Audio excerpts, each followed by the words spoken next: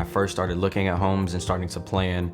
It took me about 10 months to a year to start saving and make sure I was prepared to make a down payment and handle the closing cost. So at that point, I just started to save and be really, really intentional about the process of, becoming a home buyer. So about 6 months before my lease expired, I reached out to my parents and asked them, would it be okay for me to move back in for a few months so I could start the home buying process and going through the pre-approvals and the home search. The home buyer education classes kind of gave me a GPS of, okay, this is exactly where you're gonna go.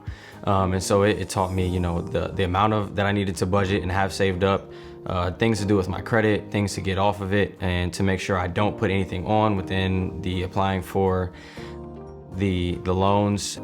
The biggest hurdle I faced was actually running into so many investors who were bidding so far over asking price and paying with cash. That was by far the biggest hurdle, because I would make a nice offer on a home, and the first couple homes I was outbid just because there were investors who were paying cash only for properties, and I just couldn't compete with that.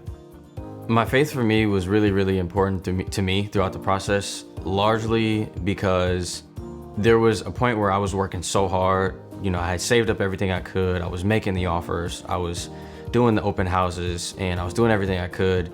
And it kind of got to a point where it was like, all right, you're doing everything you can, and it's not enough. And you've exhausted all the tools in your toolbox that you have. And honestly, there was a lot of prayer. I found this home. I was able to find a home that was $30,000 below asking price. I purchased this home far under my budget, somehow in the craziness of the market in 2022.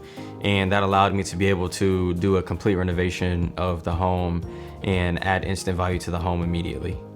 The house you see right now is not the house that I started with. I've done new flooring, new paint, new appliances, new fixtures, almost new everything. And so going through that process, I knew it was gonna be a tough journey and something that was gonna be a big learning experience for me. And so I was excited about it, but I also knew it was just the beginning.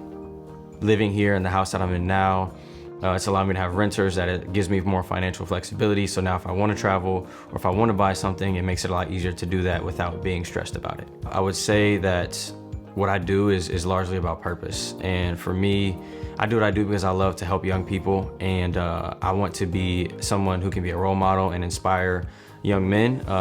And a lot of young men don't have the right influences and guidance, and I just try to be that for them. So I'm a college basketball assistant coach at the Division III level. And so, I'm making, $40,000, $50,000 a year as my salary. And even with that, I'm still able to buy a home and take care of everything that I needed to, despite not making six figures.